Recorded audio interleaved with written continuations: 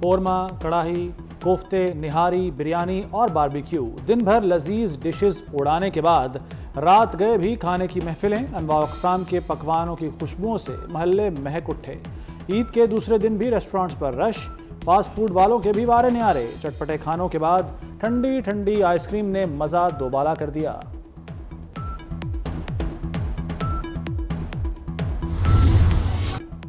عید کے دوسرے روز تفریحی مقامات پر لوگوں کا رش، مزیدار کھانوں سے لطف اندوز ہونے کے بعد لوگوں کے پارکوں میں ڈیرے۔ کراچی میں سی ویو کی رونق بھی بڑھ گئی، بچوں کی بھی موج مستیاں جاری۔ ناران، کاغان اور ملکہ کوثر میں سیاحوں کی بڑی تعداد جا پہنچی۔ مری کے ٹھنڈے موسم نے عید کی انجوائمنٹ کو چار چاند لگا دیے۔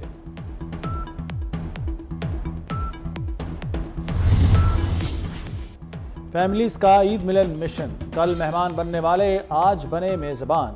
مہمانوں کے آنے جانے کا سلسلہ بدستور جاری، بچے بھی کزنز اور دوستوں سے مل کر خوش۔ عیدی وصولی کا الگ ہی لطف، فیملی کے ساتھ مل جل کر بیٹھنا تہوار مزید یادگار بن جاتا ہے۔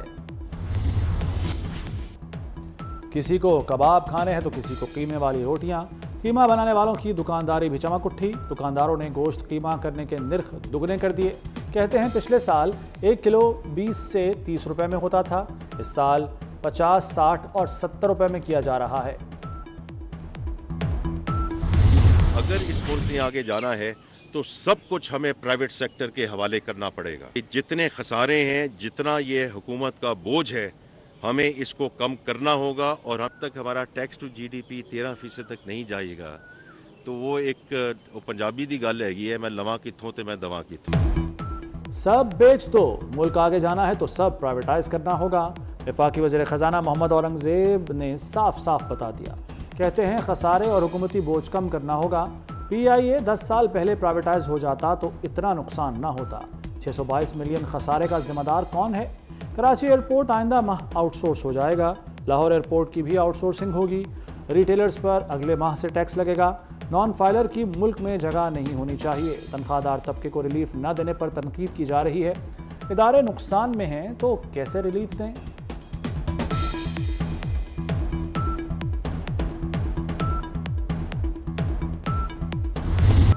بجٹ منظور کرانے کا مشن، حکومت اور پیپلز پارٹی کے مذاکرات میں تیزی۔ گورنر خیبر پختونخوا فیصل کریم کنڈی کا کہنا ہے کہ بجٹ پر پیپلز پارٹی اور حکومت کے مذاکرات جاری ہیں۔ مذاکرات کامیاب ہوئے تو بجٹ کی منظوری میں ساتھ دیں گے۔ اپوزیشن باجے بجا کر واک آؤٹ کرے گی اور حکومت بجٹ منظور کرا لے گی۔ IMF سے بجٹ لیتے ہیں اس لیے باتیں ماننا پڑتی ہیں۔ وفاقی وزیر رانا تنویر حسین کہتے ہیں پیپلز پارٹی حکومت کے ساتھ ہی رہے گی، پیپلز پارٹی کے تحفظات دور کریں گے۔ IMF پروگرام کے لیے سخت فیصلے کر رہے ہیں، معاشی استحکام کے لیے سیاسی استحکام ناگزیر ہے۔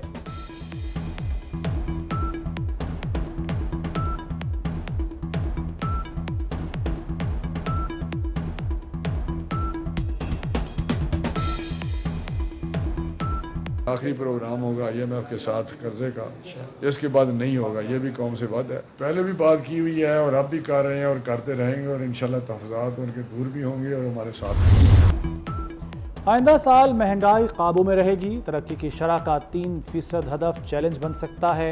عالمی ریٹنگ ایجنسی فچ کے مطابق عام انتخابات کے بعد سے بیرونی ادائیگیوں کی صورتحال بہتر ہو رہی ہے۔ پاکستان کو آئندہ مالی سال تقریباً $20 ارب کی ضرورت ہے۔ اگلے سال مالیاتی اہداف حاصل ہونا واضح نہیں، حکومتی اقدامات سے بیرونی ادائیگیوں پر دباؤ کم ہوگا۔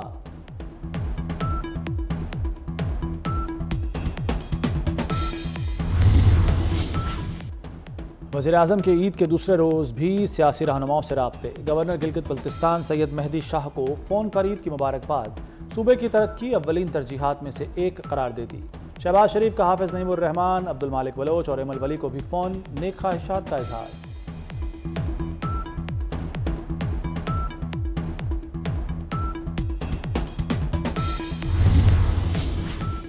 آلائشیں اٹھانے اور صفائی ستھرائی صرف ڈال کر جاری۔ پنجاب میں 48 گھنٹے میں آلائشیں اور مسلسل صفائی ستھرائی، سڑکوں کی دھلائی کے علاوہ عرق گلاب چھڑک کر بدبو اور تعفن کا بھی خاتمہ ہوا۔ وزیر اعلیٰ مریم نواز کی وزیر بلدیات ذیشان رفیق اور ان کی ٹیم کو شاباش۔ ذیشان رفیق کا دورہ، شیخوپورہ ضلع انتظامیہ کے اقدامات کو سراہا۔ عید کے تیسرے دن بھی صفائی کا یہی معیار برقرار رکھنے کی ہدایت۔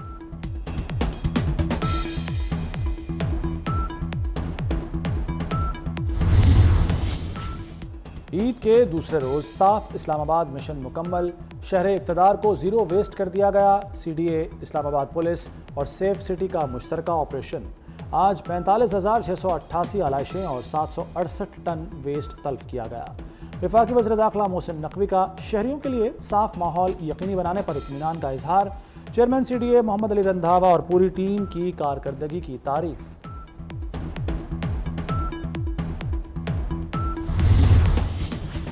صدر آصف علی زرداری کا نواب شاہ میں آبائی قبرستان کا دورہ، والدین کی قبروں پر حاضری، پھول چڑھائے اور فاتحہ خوانی کی۔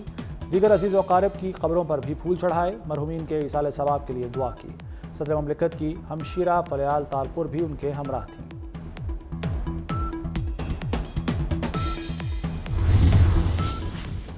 پنجاب میں عید کے پہلے روز ٹریفک حادثات میں 18 افراد جاں بحق، 2089 زخمی۔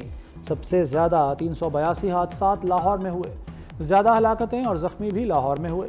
فیصل آباد میں 125، ملتان میں 120 اور گجرانوالہ میں 108 حادثات رپورٹ۔ پنجاب میں عید کے پہلے روز آگ لگنے کے 173 واقعات ہوئے۔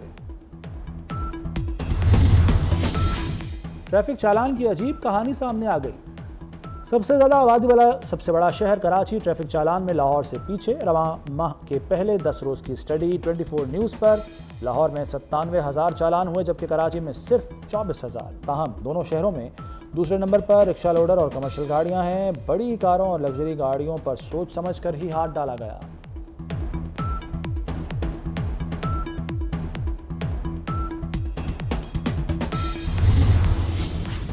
خیبر پختونخوا میں بارشوں کا نیا سلسلہ آج شروع ہونے کا امکان۔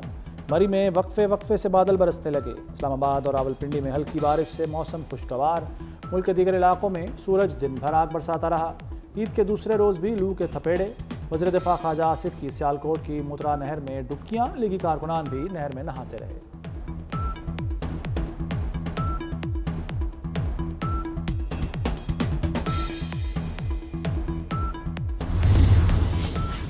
پاکستان میں پری مانسون بارشوں کا جون کے آخر میں ہونے کا امکان۔ باقاعدہ بارشیں جولائی کے پہلے ہفتے شروع ہوں گی۔ محکمہ موسمیات کا کہنا ہے کہ رواں سال بارشیں معمول سے زیادہ ہوں گی۔ دریاؤں اور ندی نالوں میں سیلاب کا خدشہ۔